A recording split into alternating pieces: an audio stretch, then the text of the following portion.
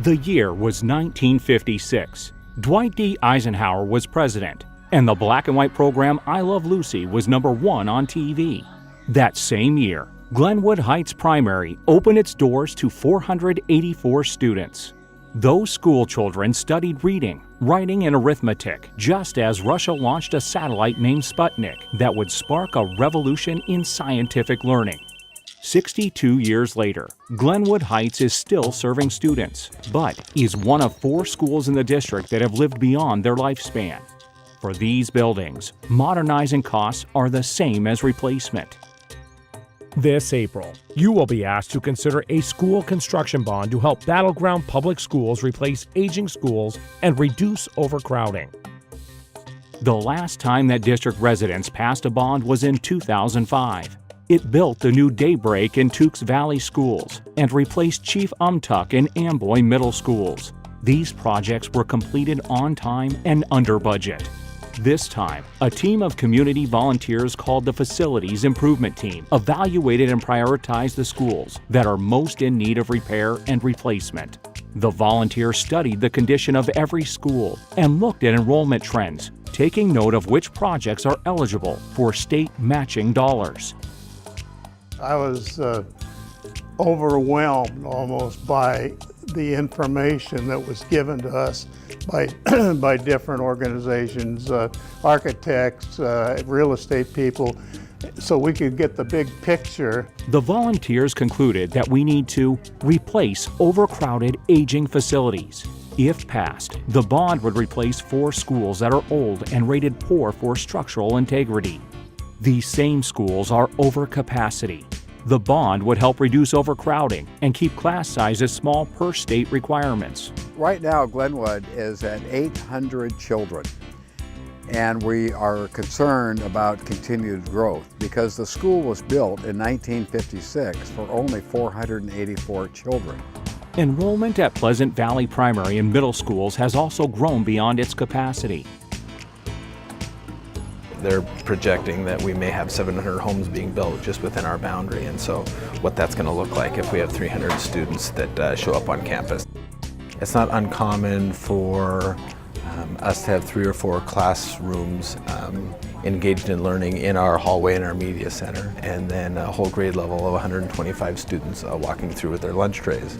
At Glenwood Heights Primary School, students walk across the campus to a converted portable cafeteria, regardless of the weather. Oh my gosh, it's just downpour. I get downpour. Because then my coat will get all wet, and then I get cold, and then when I go into the classroom, we go out to recess, and I go out in a soaking wet coat. Lauren Middle School is 52 years old and shows the effects of decades of wear and tear, water drainage problems, and leaky roofs. The bond would also fund the construction of a new primary school and middle school to help reduce overcrowding, and it would fund the development of a site for an alternative learning experience campus on land that the district owns. Other major projects include the replacement of several buildings at Prairie High School, the renovation of Amboy Middle School's 300 building and gymnasium, and the construction of covered play areas at Amboy, Yacolt, and Maple Grove. The bond would also improve safety and security at all of our schools, with door locks, car-controlled entrances, and additional security cameras. Currently, the schools such as Lauren make security an even bigger challenge. With our campus, we're so spread out. We have different pods in different buildings, and there are no security alarms, locks, or anything like that on our campus.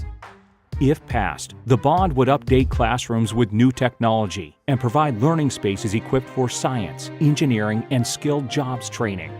Currently, we have what we call a perfect storm, where our oldest facilities are also the most crowded facilities in the district. So there's a real need to alleviate that overcrowding and also create facilities in those areas that are more up-to-date and, again, more accessible to 21st century learning and have the space that we need to accommodate all of our students.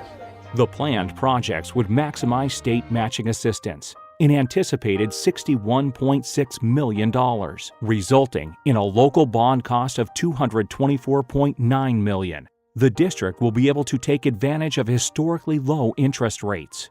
Because of sweeping changes made by the state legislature, total school tax rates are projected to be less in 2019, even with the new bond. I think quality schools are really the cornerstone of a community that takes pride in their schools, and a community that can attract businesses and other industries that really want to be in a place that has quality schools. A 60% supermajority is required for the bond measure to pass. Please mail in your ballot by April 24th. For more information, visit battlegroundps.org/bond or call 360-885-5470.